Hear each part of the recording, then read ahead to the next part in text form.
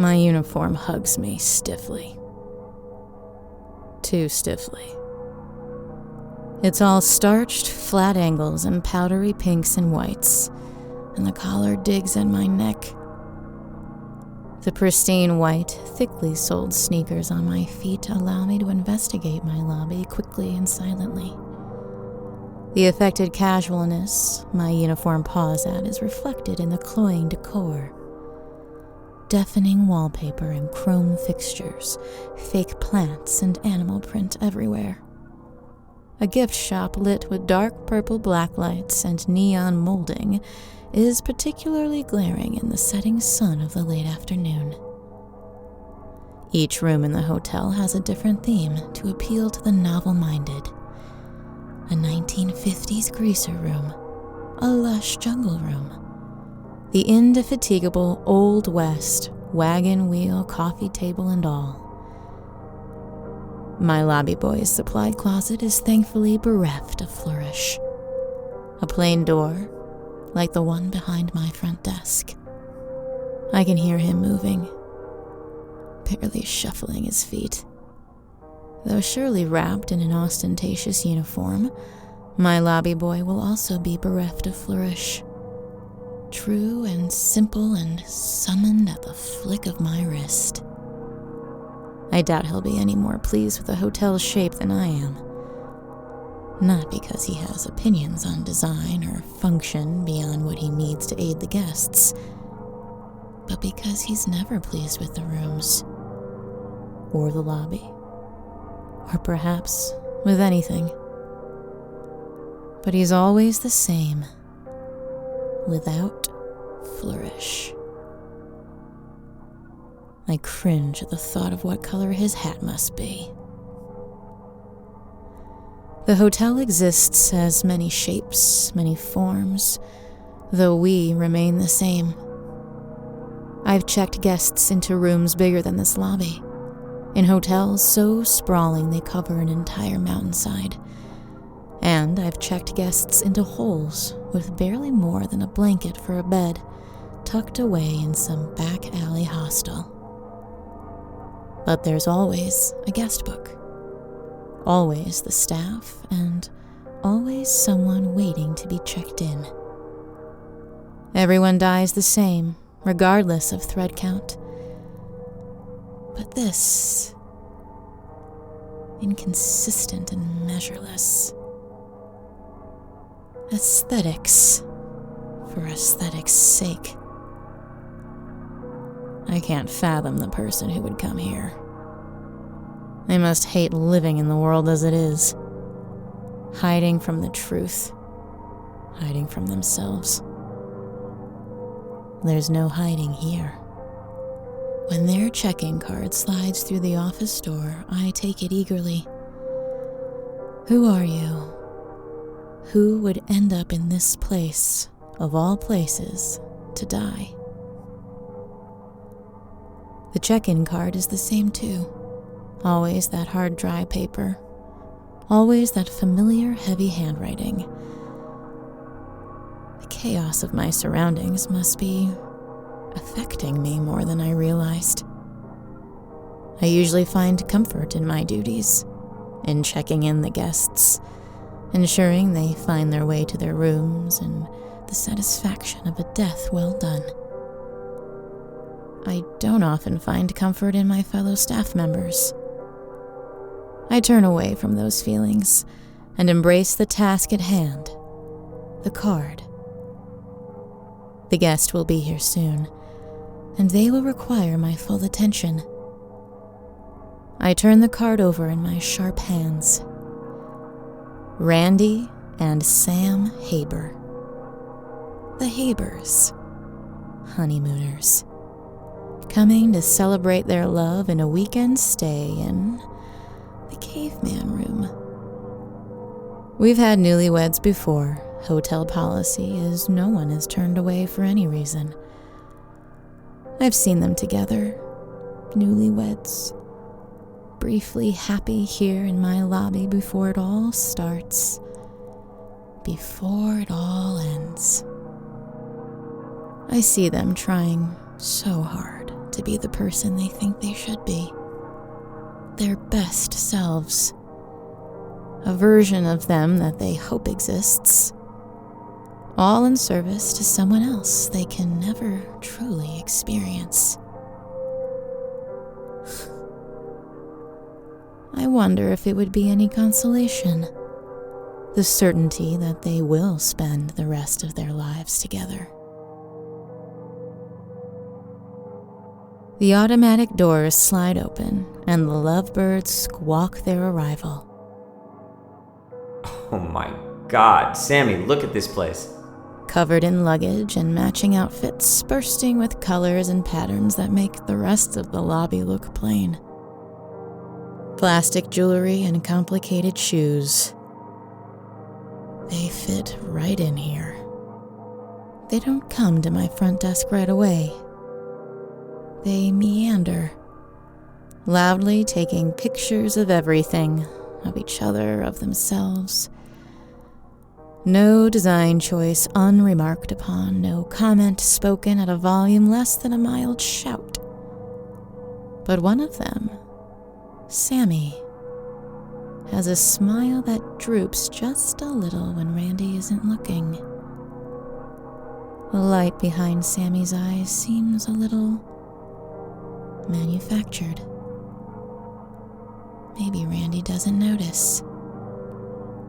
Maybe Randy doesn't care. Either way, one of these people is unhappy, and one of them doesn't know any better. It's all downhill from here, lovers. When they finally get to me, their bags keep falling because they can't keep their hands to themselves. They laugh just a little too loudly every time it happens. I welcome them and explain how the Caveman room is one of our very best, and won't you just be so pleased? I push the guest book toward them, hoping to complete this as quickly and efficiently as possible. My shoulders already stiffening as my body starts to spoil. Yeah, and you said you weren't gonna like it. Can we get some help with our bags, please, though, actually? He asks, barely waiting for an answer. He's writing his name in the guest book, and when he shows Sammy what he wrote, they laugh again, sharing some experience lost to me. Watching them up close, I can see something different in their affections. They seem hopeful, promising. The light in Sammy's eyes dims for the hotel, but not for Randy. Maybe that's how they experience each other. Experience being different versions of themselves, each moment as disparate as the rooms in the hotel tonight, ready to be explored together. The sun is setting now, though. Their honeymoon phase about to set with it. No more exploring for the Habers. Let me get you some help for your bags.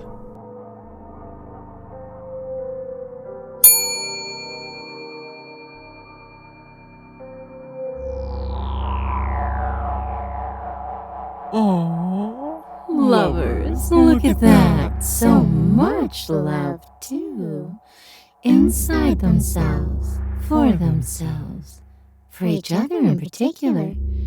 I can see it all thundering around inside them. It spills, fluidly impulses, and swirls around their minds and cells, and before they know it, they don't know a thing. Hard to tell. Their little consciousness is so dim it almost looks like it's not there at all, but a discerning eye can tell when they're in love. They get just a little dimmer. Each one thinking they can feel the love the other has for them, wrapping them up in the warmth of the sun's rays. But that's just body heat mostly.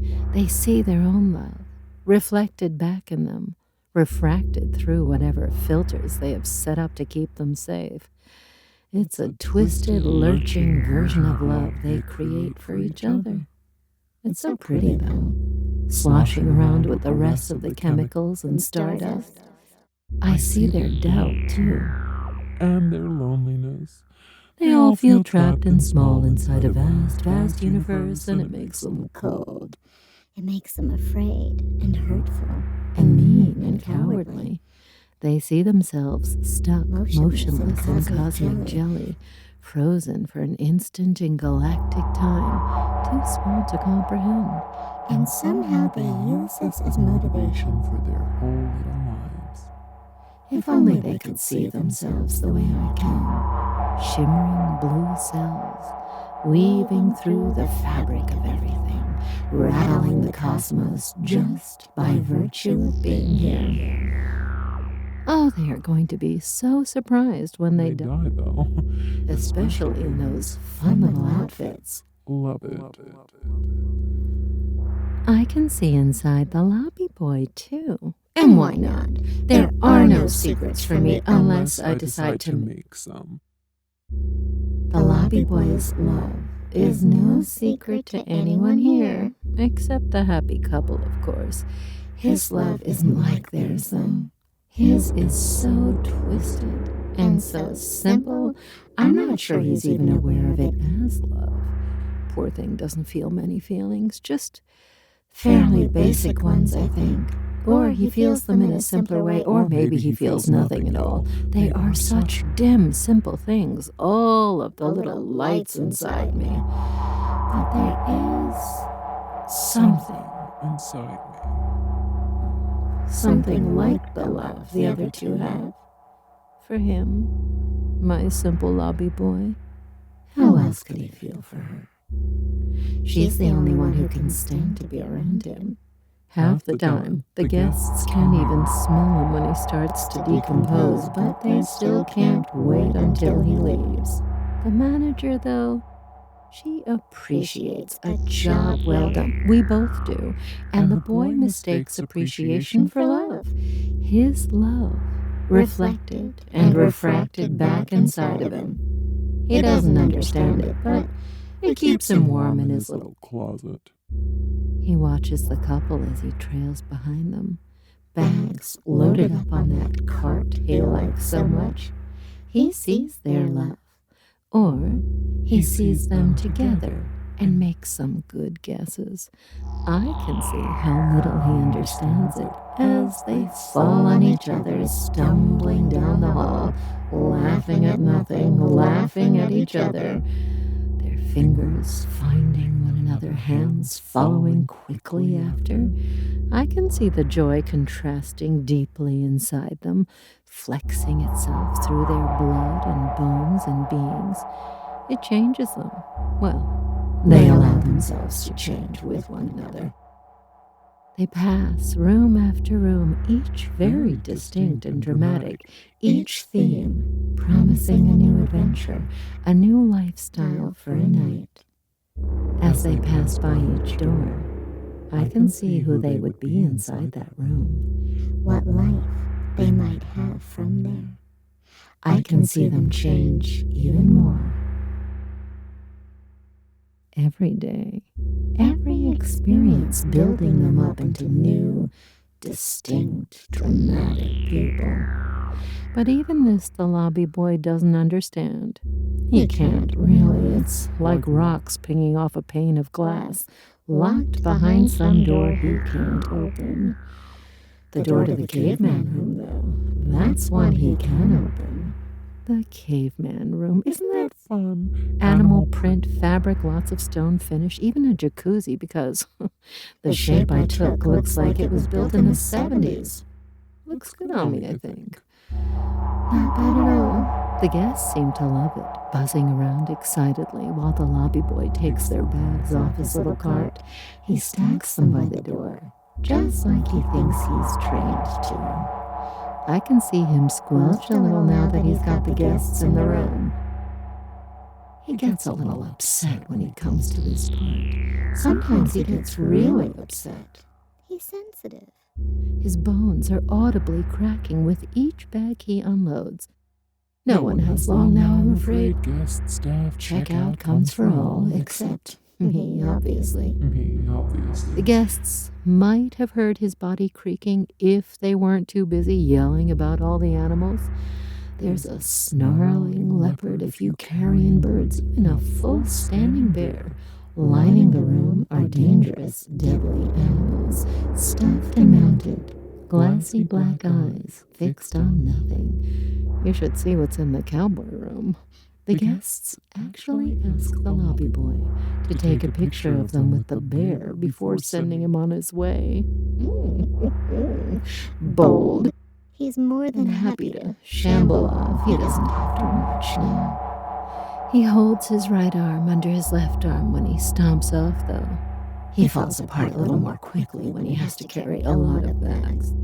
Now that they're alone together, the couple gleefully explores the room, making the same carnal caveman jokes every couple who stays here would make. Play acting as their own most distant relations, one of them slaps the back of the leopard, claiming to have conquered it. A small cloud of dust wafts up around his hand, and he starts coughing.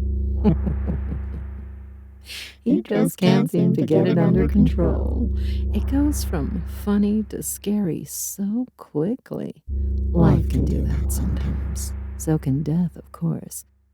The other tries to support him as he collapses, tears streaming down his coughing face. His coughing becomes so violent that a few of the blood vessels in his eyes burst. Then a few more burst. Soon his eyes have filled with blood and he's completely blind. They're screaming, and the other one starts coughing as well, scrabbling over each other, trying to find air or freedom. They then begin coughing up sawdust. They're trying to make the door, but only one of them can see, and before you know it, pop, pop. They're both blind and bleeding. Their skin pulls taut across their stiffening flesh. Their hair gets dry and harsh. They thicken and warp just slightly as their embracing forms slow with effort. Their coughing quieted to wheezing, and finally a dusty silence when they can no longer breathe. As they settle into their last staggering, dust-choked steps, white marbles push themselves up through their messy sockets, forcing their blood bag eyes out onto the floor with a plop. They finally come to a halt in the very center of the room. That's where they died, surrounded by long-dead animals who know exactly how they feel. Stuffed and mounted, two lovebirds stand as a monument to love shared in death's grasp.